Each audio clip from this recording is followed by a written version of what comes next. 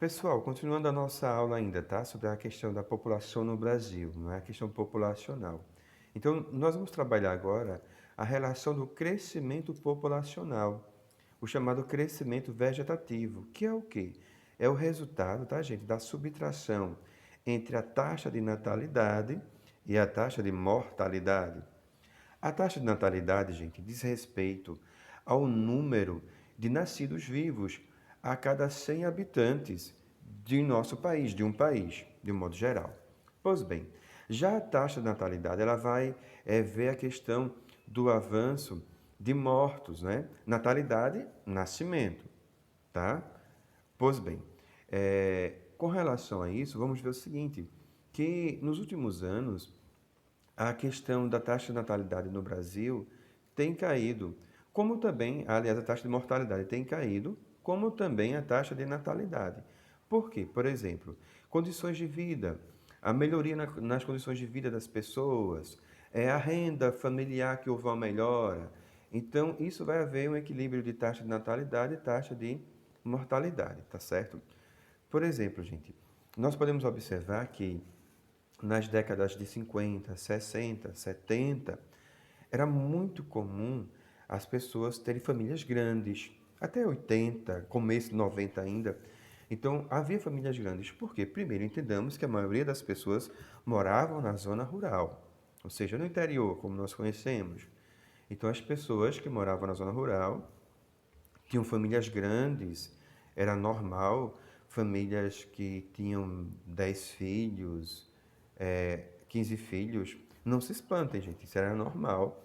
Talvez se vocês perguntarem a alguns pais de vocês vão lembrar, alguns avós também vão lembrar dessa realidade, porque as pessoas moravam no interior e elas tinham o que elas chamavam de roçado. Então, plantavam, viviam da plantação, viviam da agricultura.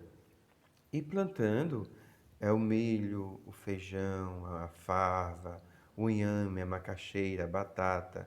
As pessoas tinham horta em casa, as pessoas plantavam tomate, cebola, coentro. As pessoas criavam gado, criavam porcos, criavam galinha. Então, tinha tudo no sítio, tinha tudo no interior e elas se alimentavam desses produtos e o melhor, não recebia nenhum produto químico, não é? Era tudo natural, era próprio. Ia lá, se queria um cozinhado de batata, ia lá no roçado, tirava e fazia a janta da noite.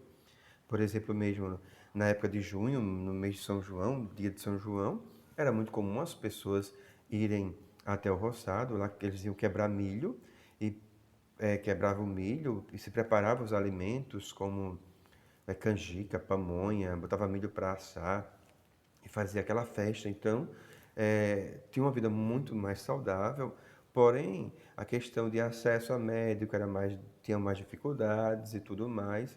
E se as famílias tinham isso, tinha como se alimentar, tinha água, tinham as barragens, os açudes, não é? Então, eles tinham todas essas condições. Então, era normal famílias grandes assim.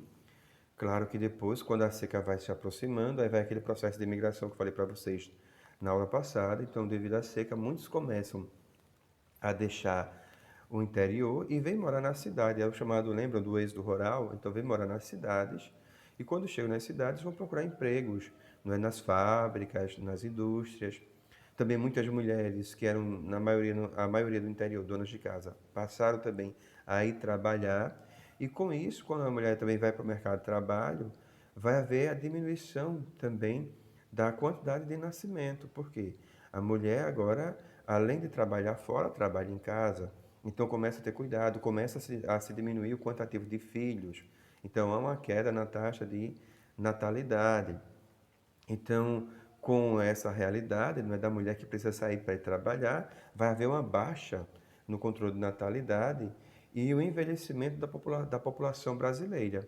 Por quê? Quando há diminuição da taxa de fecundidade, há, e também a questão do aumento da expectativa de vida, porque também as pessoas acabam precisando se cuidar mais, então com isso o país também vai crescendo a quantidade de idosos. Então, esta é a realidade atual do Brasil, tá? Há uma queda no crescimento vegetativo nas últimas décadas, e com isso uma diminuição na taxa de natalidade, tá bom, gente?